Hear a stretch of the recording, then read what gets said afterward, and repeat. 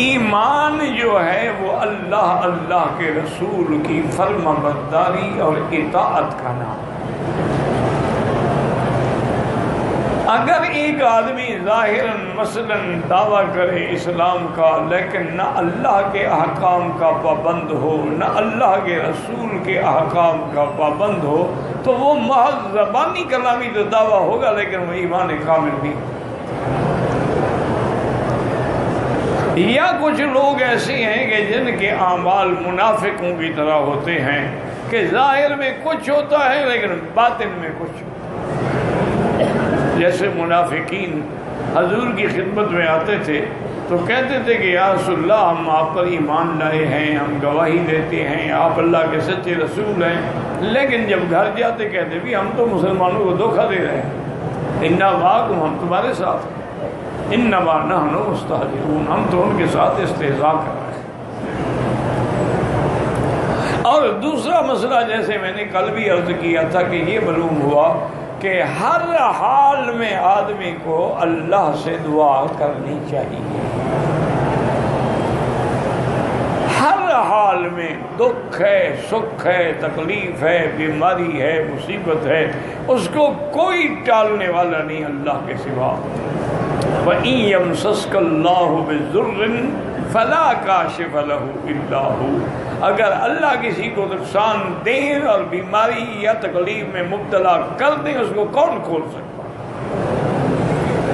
ہے, اور اگر اللہ کسی کو بھلائی دے تو کون منع کر سکتا ہے. اسی لیے میرے آقا رحمت دو عالم ہمیشہ یہ دعا فرماتے تھے ہر نماز کے بعد بھی اور کبھی کبھی نماز میں بھی کہ اللہم لا مانع لما آتیت, آپ جو دیں کوئی روک نہیں سکتا, ولا معطی لما منعت اور جس چیز کو آپ منع کر کوئی دے نہیں سکتا, ولا راد لما قضیت جو تیری تقدیر فیصلہ کر چکی اس کو کوئی ٹال نہیں سکتا, ولا ينفع ذا الجد منک الجد کسی کی محنت کام نہیں آتی جب تک کہ تیری رضا حاصل نہ ہو جائے. تو اس لیے یاد رکھیں کہ اس دور میں جس میں ہم گزر رہے ہیں صحیح لوگوں کا ملنا جو ہے یعنی یہ تو نہیں کہ نہیں ہے لیکن نایاب ہے, مشکل ہے. پتہ یہ تو ہو نہیں سکتا کہ دنیا کا نظام چل رہا ہو اور اللہ والے نہ ہوں. اچھا اسی طرح تعویذات ہیں, وظائف. سب سے اہم وظیفہ میں آپ کو عرض کر دوں جو اللہ کے قرآن کا حکم بھی ہے اور میرے آقا کا فرمان بھی ہے اور عمل بھی ہے, تو انشاءاللہ آپ کسی کے محتاج نہیں ہوں گے.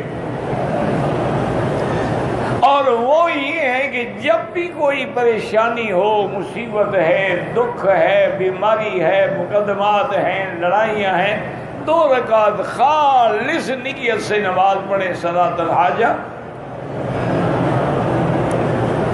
اور یہی اللہ کا حکم ہے کہ وَاسْتَعِينُوا بِالصَّبْرِ وَالصَّلَاةِ مصیبت آئے صبر کرو اور نماز پڑھو. اور اگر کسی بھائی کو یاد ہو سکے تو سب سے جو مجرب دعا ہے وہ یہ ہے کہ 2 رکعت پڑھنے کے بعد درود شریف پڑھے. کیونکہ یاد رکھو اگر دعا کے پہلے بھی درود شریف نہ ہو بعد میں بھی نہ ہو دعا قبول نہیں ہوتی.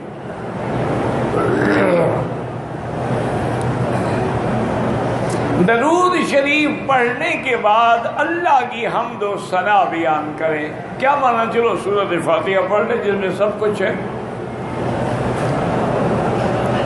اور پھر حضور نے ایک دعا سکھلائی ہے امت کو کہ لا الہ الا اللہ الحلیم العظیم,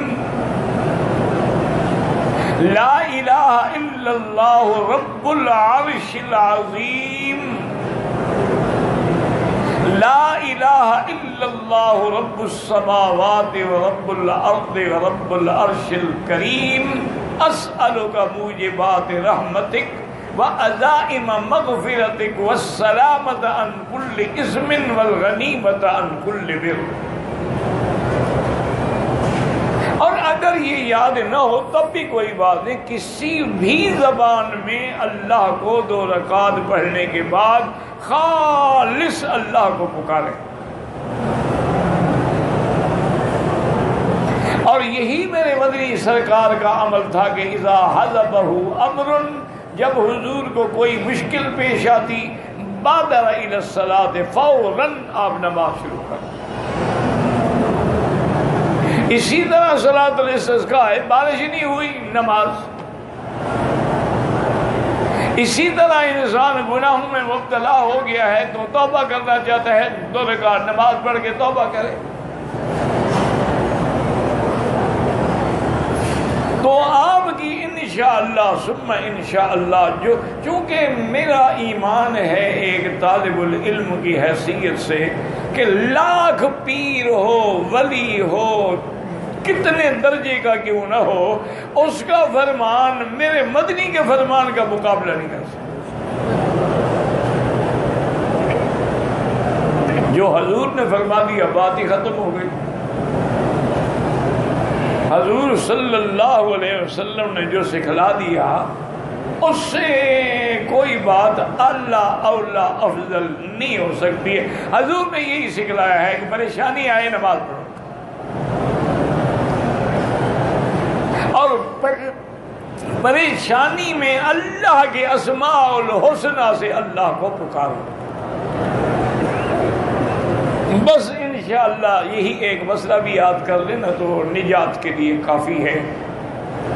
مثلاً اب آپ عمرے پہ آئے ہیں، آرام سے سکون سے، جب کوئی نہ ہو، بالکل علیحدگی میں 2 رکعت نماز پڑھ کے توبہ بھی کریں، اللہ سے دعا بھی کریں کہ یا اللہ ہماری اس حاضری کو قبول فرما لے